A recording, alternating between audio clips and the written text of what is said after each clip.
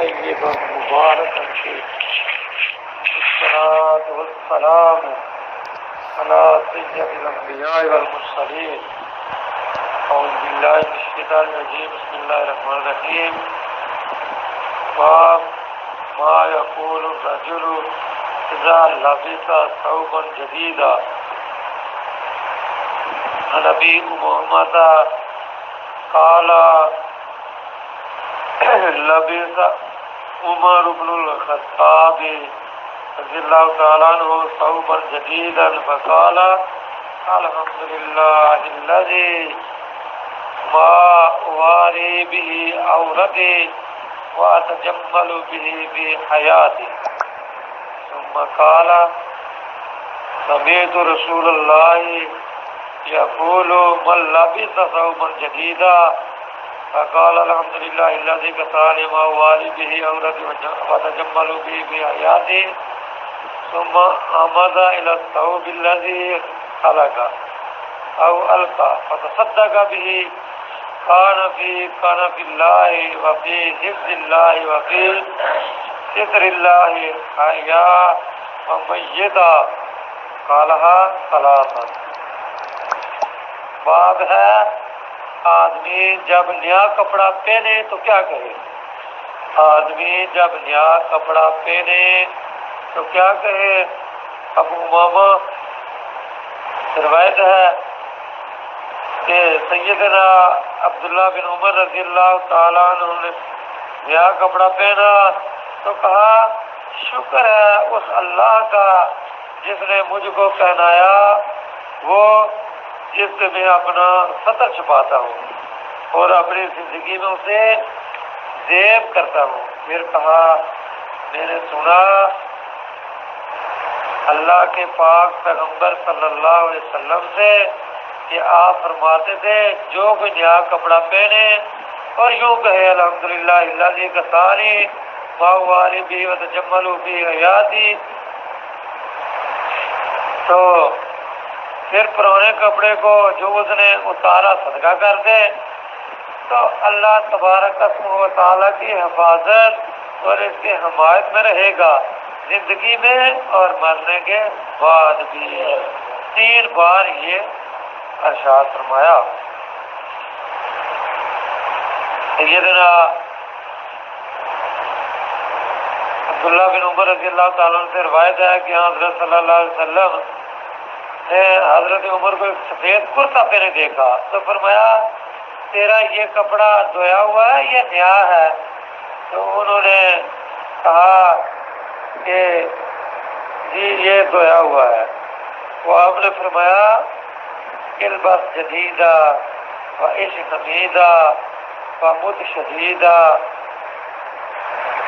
کہ تو نیا کپڑا پہن اور اچھی طرح زندگی کر اور شہید ہو کر مارے. یہ آپ صلی اللہ علیہ وسلم نے دعا دی سیدنا عمر فاروق رضی اللہ تعالیٰ عنہ کو تو پھر آپ علیہ السلام کی دعا کی برکت سے ایسا ہی ہوا. زندگی جو ہے بہت ان کی جو ہے یعنی حکومت اللہ پاک نے ان کو دی تو بڑی بڑی فتح ان کے دور حکومت میں نصیب ہوئی. بڑے روب راب والے حکمران تھے تو پھر آخر میں وہ شہید بھی ہو کر مرے یعنی شہادت کی موت سے اللہ پاک نے ان کو سرفراز فرمایا.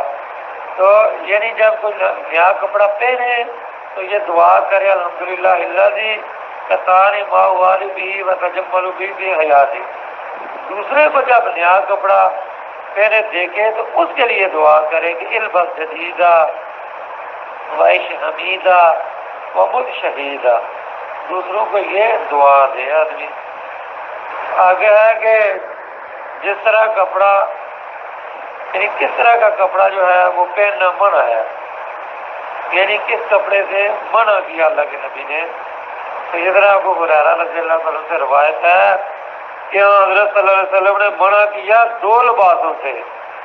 ایک تو اشتمال سما سے وہ یہ ہے ایک کپڑا لے کر اس کو سارے بدن پر اس طرح سے لپیٹ لے کہ ہاتھ ہلانے کی گنجائش نہ رہے، نہ پاؤں نکالنے کی، اس میں تکلیف ہوتی ہے۔ اور کبھی کپڑا چھوٹا ہوتا ہے تو سامنے سے سطر کھل جاتا ہے، اس لیے منع ہوا۔ اور دوسرا جو ہے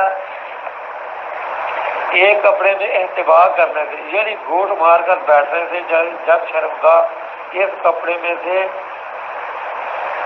شرمگاہ پر یعنی کپڑا نہ ہو، کیونکہ اس میں اکثر جو ہے سطر کھل جاتا ہے، یعنی اس طرح آدمی بیٹھ جائے اور آدمی جو ہے اس طرح کپڑے کو باندھ لے اور سطر جو ہے اس کا کھلا رہے، تو یہ منع ہے۔ اور اپنے آپ پر سارے پر کپڑا لپیٹ لے اور صحیح طریقے سے چل بھی نہ سکے تو یہ بھی منع ہے۔ آگے ہے کہ بالوں کا کپڑا پہننا۔ ابو موسیٰ اشعری رضی اللہ تعالیٰ عنہ نے اپنے بیٹے ابو بردہ سے کہا، بیٹا تو ہم کو اس وقت کاش دیکھتا جب ہم حضرت صلی اللہ علیہ وسلم کے ساتھ تھے، جب ہم پر پانی پڑتا تو سمجھتا کہ ہماری بو بھیڑ کی بو ہے، کیونکہ بالوں کے کپڑے جب بھیگ جاتے ہیں ان میں سے ایسی ہی بو پھوٹ نکلتے۔ یعنی انہوں نے کہا کہ اب تو آسانیاں ہو گئی ہیں نا، تو اس وقت ہم کو دیکھنا کہ جب بالوں کا ہم پر کپڑا تھا موٹا تھا تو جب بارش پڑتی تو بو ہم سے آتی۔ عبادہ بن صامت سے روایت ہے کہ حضرت صلی اللہ علیہ وسلم ایک دن باہر نکلے، آپ پر روم کا چوگا تھا، یعنی روم کا چوگا پہنے ہوئے تھے، بالوں کا تنگ آستینوں کا۔ آپ نے نماز پڑھائی ہم کو، اور یہ سوائے اس کے اور کوئی کپڑا آپ پر نہ تھا۔ اس کا ایک راویہ ہوا تھا وہ ضعیف ہے، اور خالد کا سما عبادہ بن ثابت نہیں، یعنی یہ حدیث مرسل بھی ہے اور ضعیف بھی ہے۔ سلیمان فارسی رضی اللہ تعالیٰ سے روایت ہے کہ حضرت صلی اللہ علیہ وسلم نے وضو کیا اور بالوں کا جبہ جو آپ پہنے تھے اس کو الٹ کر کے اس سے منہ جو ہے وہ صاف کیا۔ یہ حدیث بھی مرسل ہے، اس لیے کہ محفوظ کی ملاقات سلیمان فارسی سے ثابت نہیں ہے۔ انس بن مالک سے روایت ہے کہ میں نے دیکھا کہ حضرت صلی اللہ علیہ وسلم بکریوں کو داغ دے رہے تھے ان کے کانوں میں، اور میں نے دیکھا آپ ایک کمبلی کا تہمت باندھے ہوئے تھے، چونکہ کمبلی اکثر بالوں کی ہوتی تھی اس وقت، اس لیے مؤلف اس حدیث کو اس باب میں لائے ہیں۔ تو جتنی حدیث سنی ہم نے، ہم کو سمجھ آ گئی، اللہ تعالیٰ سن سنا کے عمل کرنے کی توفیق عطا فرمائے۔